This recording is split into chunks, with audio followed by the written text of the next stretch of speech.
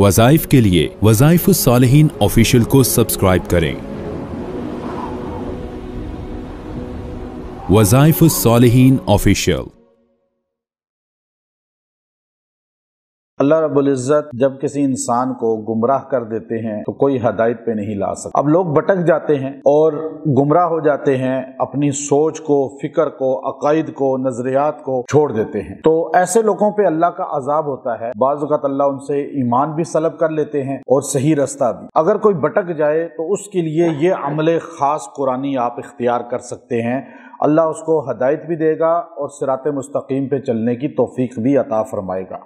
चूँकि बाज़ लोग ये इश्काल करते हैं, लोगों के जहन में एक सवाल आता है, चूँकि ये अभी ख़ास तौर पे एक शऊर का दौर है, तो लोग सोचते हैं कि अल्लाह अगर चाहता तो सारों को एक ही मज़हब का बना देता, एक ही मसलक का बना देता, दुनिया में ये मसलक ही ना होते, मज़हब की लड़ाई ही ना होती, सारे एक ही लाइन पे चल रहे होते। तो आखिर ये अल्लाह ने किसी को यहूदी बना दिया, किसी को ईसाई बना दिया, किसी को हिंदू, मजूसी, सिख बना दिया, फिर मुसलमानों में फिरके बना दिए कईयों के। तो आखिर अल्लाह ताला ही ने तो बनाए हैं ना, तो आखिर क्यों बनाए हैं अल्लाह ने? अल्लाह सबको एक ही कर सकता था। अब ये सवाल ऐसा है जो अक्सर मर्द औरतों के जहन में आता है और वो बाज़ औक़ात ये पूछते हैं, बाज़ औक़ात डरते हैं कि कहीं हमारा ईमान ही ना चला जाए, हम ये बात क्यों सोचें। अल्लाह ने उसका जवाब इस आयत करीमा के अंदर दिया है।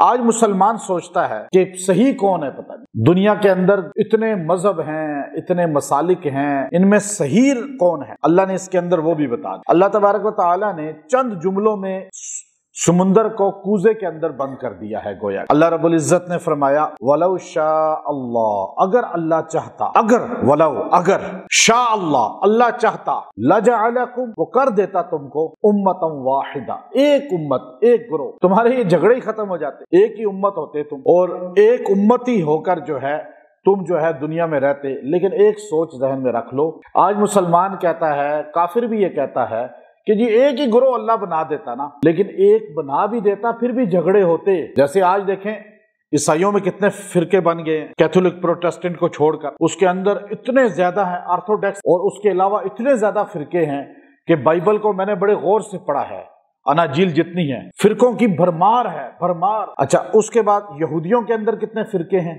भरमार है। आप उसके बाद हिंदुओं के अंदर देखें सबसे ज्यादा हैं फिरके, सिखों के अंदर भी हैं, फिर आप बाकियों के अंदर भी देखें। फिर दुनिया में मुसलमानों के सिर्फ दो ही बड़े फिरके हैं मुसलमानों में, जो अपने आप को मुसलमान कहते हैं, एक अहले सुन्नत वल जमात और एक अहले तशय्युअ शिया। बाकी दुनिया में इन दो के अलावा तीसरा कोई ग्रोह नहीं है मुसलमानों में बड़ा फिरका। देवबंदी, बरेलवी, अहले हदीस, हंबली, मालकी, शाफी, हनफी, ये फिरके नहीं हैं, ये सारे एक अहले सुन्नत वल जमात हैं। और फिरका दुनिया में सिर्फ ये दो ही हैं। अब मुसलमानों में सिर्फ दो हैं, ईसाइयों में बहुत ज्यादा है, यहूदियों में बहुत ज्यादा है। और फिर इस तरह जो है, मिसाल में दे रहा हूं, फिर अगर आप देखें जो कैथोलिक हैं उनका भी आपस में इत्तेफाक नहीं है। कैथोलिक एक फिरके वाले होकर, प्रोटेस्टेंट एक फिरके वाले होकर उनमें इत्तेफाक नहीं है, आपस में ग्रुप बने हुए हैं। आपको बाद में समझ आएगी अगली बात मेरी सुनकर पे, क्योंकि आपको उसकी फील्ड नहीं है, आपको उसका नॉलेज नहीं है ज्यादा। ऑर्थोडॉक्स में भी इसी तरह है, इसराइल में भी इसी तरह ही है, हिंदुओं में भी इसी तरह है, और इसे वहां तो बहुत ज्यादा है ना मजहब की, कि ये शूदर है, ये खत्री है, ये बरहमन है। अब वो अपने उनको शूदर को बिल्कुल डाउन कर दिया, उन्होंने अपना बना लिया। खैर वो उनकी अलग चीज है। आप देखिए कि मुसलमानों के अंदर जो फिरके बने हैं, अब अहले तशय्युअ हैं तो उनके अंदर कितने फिरके हैं जो एक दूसरे के खिलाफ चल रहे हैं। फिर मुसलमानों में अहले सुन्नत वल जमात में आपस में इत्तेहाद नहीं है, बल्कि अगर कोई देवबंद है तो उनमें भी बहुत फिरके बन गए हैं, मतलब वो आपस में एक दूसरे के खिलाफ लड़ते हैं। बरेलवी हैं वो आपस में लड़ते हैं, अंदर ऐसे बन गए हैं। मतलब हर जगह यही चीज आपको मिलेगी। चूंकि इख्तलाफ क्यों होता है, अगर अल्लाह एक बना देता सारों को, फिर भी इख्तलाफ तो होना ही था। जैसे अभी एक बन गया, अगर एक मुल्क पूरा मालदीव शाफी है, सऊदीया हम्बली है, मलेशिया शाफी है, इंडोनेशिया शाफी है, आप अगर कहें थाईलैंड में जो मुसलमान शाफी हैं, पाकिस्तान पूरा हनफी है, बांग्लादेश पूरा हनफी है, अफगानिस्तान पूरा हनफी है, तुर्की पूरा हनफी है, क्या अंदर उनके ग्रुप बंदी नहीं है? क्या आपस में इख्तलाफ नहीं है?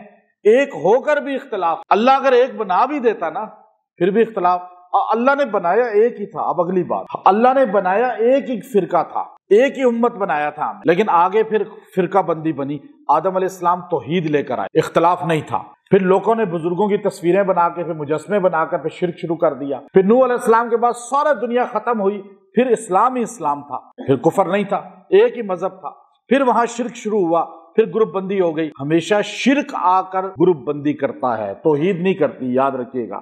پھر قیامت کے قریب ایک ہی ہو جائیں گے سارے، عیسیٰ علیہ السلام آئیں گے، امام مہدی آئیں گے، تو دجال سے مقابلہ ہوگا اور پھر اسلام ہی اسلام ہوگا۔ اب بات یہ ہے کہ اللہ تعالیٰ کہتے ہیں کہ تم یہ کہتے ہو کہ ایک ہی مذہب ہو جاتا تو پھر اتنے جھگڑے ہی ختم ہو جاتے، ہم یکسوئی نہیں، یہ ہو ہی نہیں سکتا تھا۔ کیوں کہ اللہ تعالیٰ تمہاری نیچر کو ظاہر کرنا چاہ رہے، تمہاری فطرت کو، تمہارا پتہ چلتا کہ تم کتنا اندر سے سیاہ ہو یا کتنے سفید ہو، تمہارا قلب کتنا کالا ہے یا کتنا سفید ہے، یہ اللہ دیکھنا چاہتا تھا۔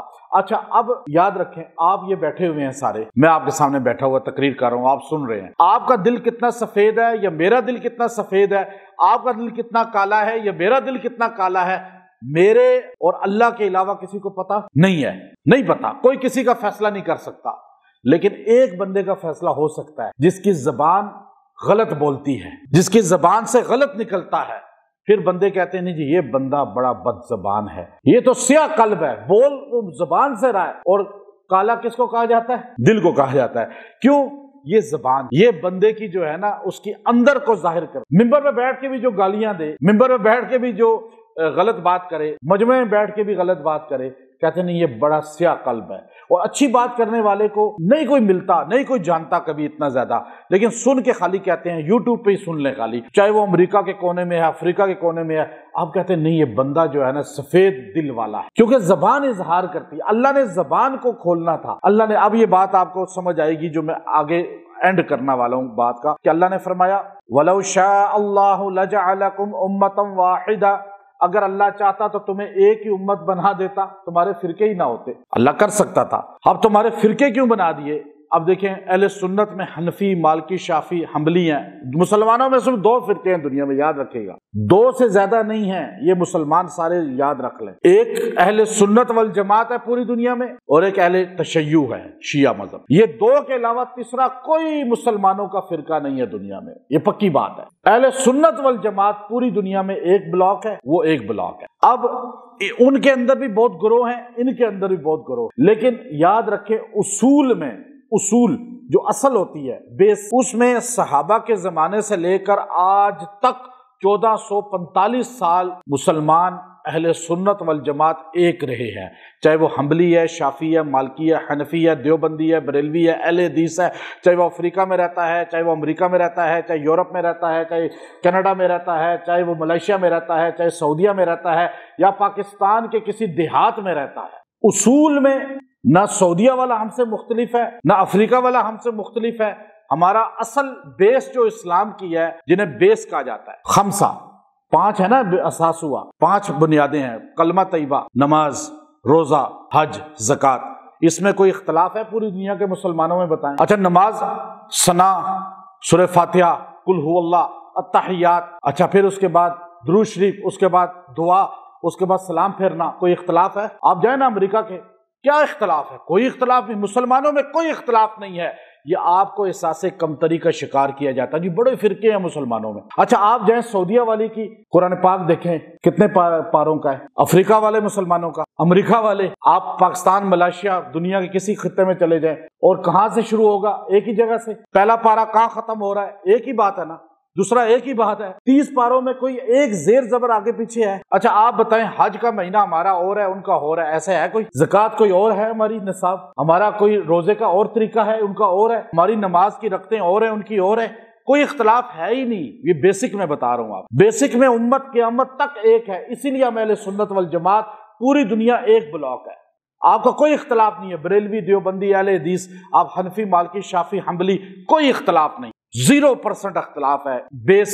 بیسک اصول، حدیث کے اندر، فقہ کے اندر ایک فروع ہوتے ہیں، اصول ہوتا ہے، یہ تقسیم ہے 2، قرآن میں اس کو بیان کیا ہے۔ اصول یہ ہے، ہمارا بیسک عقیدہ ایک ہی ہے۔ ساری دنیا، آپ جائیں افریقہ کے جنگلوں میں گیا ہوں، وہاں کے مسلمان سے پوچھا اللہ کتنے ہیں، وہ کیا کہتا ہے؟ آپ کیا کہتے ہیں؟ اچھا آخری نبی کون ہے؟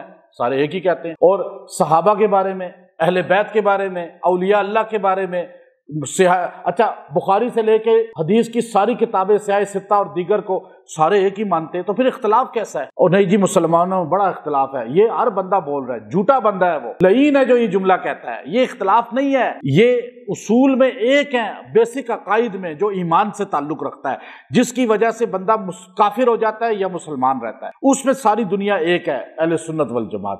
ہاں فروعی اختلاف ہے، کوئی ہاتھ یہاں باندھتا ہے، کوئی یہاں باندھتا ہے، کوئی آمین اونچی کہتا ہے، کوئی آہستہ کہتا ہے، یہ چھوٹی چھوٹی باتیں انہیں فروع کہتے ہیں۔ ان کا اختلاف صحابہ کے دور میں بھی تھا اور قیامت تک رہے گا۔ اس میں ایمان کا کوئی تعلق نہیں ہے کہ بندہ کافر ہو جائے، بندہ اسلام سے نکل جائے۔ تو اب بات سمجھے ہیں آپ؟ اب دیکھیے کہ ہم اہل سنت والجماعت پوری دنیا میں اصول میں ایک ہیں، فروع میں اختلاف ہے تھوڑا بہت، لیکن بیسک ہمارے عقائد ایک ہیں۔ لیکن پوری دنیا کے عیسائیوں کو دیکھ لیں، یہودیوں کو دیکھ لیں، ہندوؤں کو دیکھ لیں، سکھوں کو دیکھ لیں، کمیونسٹوں کو دیکھ لیں، باقیوں کو دیکھ لیں، وہ اصول میں بھی اختلاف ہے۔ انجیل پاکستان کی اور ہے، یورپ کی اور ہے، آپ 7 دوسرے شہر میں انجیل اور ہے، یہاں اور ہے، وہاں ان کا طریقہ اور ہے چرچ کا، یہاں اور ہے، بلکہ ایک شہر میں 2 چرچوں کا طریقہ الگ ہے۔ ایک چرچ میں، یہ ہمارے پڑوس میں چرچ ہے، یہاں اتوار کے دن 3 گروپ آ کے اپنی اپنی عبادت کرتے ہیں۔ آپ کے جمعہ کبھی ایسے ہوا یہاں کہ آپ ایک مولوی صاحب ہٹے پھر دوسرا فرقہ آ جائے؟ ہمارے کعبے میں بھی نہیں ہوتا، ہمارے کسی مسجد میں بھی۔ تو آپ کیوں کہتے ہیں جی ہم بڑے پریشان ہیں، مسلمانوں میں بڑا فرقے مولویوں نے؟ یہ جھوٹ ہے۔ اہل سنت والجماعت ایک ہے، قیامت تک ایک رہے گی۔ یہ بات آپ کو شاید پہلے پتہ ہی نہیں ہوگی، یہ بات ٹھیک ہے نا؟ آج یہ آیت کی برکت سے آپ کو سمجھا دی۔ اب آپ آگے بات سنیے پھر، یا اللہ یہ اتنے فرقے کیوں بن گئے؟ اللہ نے کہا وَلَٰكِن يُضِلُّ مَن يَشَاءُ، اللہ دیکھتا ہے جس کو چاہے گمراہ کر دے۔ گمراہ کون ہے ان میں سے؟ کون کس کی زبان گمراہی بولتی ہے؟ منبر میں بیٹھ کے بھی جو گمراہی کی باتیں کرے، مسجد میں بیٹھ کے بھی، مندر میں بیٹھ کے بھی، چرچ میں بیٹھ کے بھی، در حقیقت یہ گمراہ انسان ہے۔ اللہ دکھانا چاہتے ہیں جو منبر پہ صحابہ کو گالیاں دے رہا ہے، نبیوں کو گالیاں دے رہا ہے، اہل بیت کو گالیاں دے رہا ہے، جو اکابر امت اولیاء کو، بڑے محدثین کو گالیاں دے رہا ہے، فرمایا یہ گمراہ ہے۔ بے شک یہ دیکھنے میں صحیح ہے، لیکن زبان اس کی بتا رہی ہے کہ یہ کالا دل ہے۔ کیا ہے؟ کالا دل۔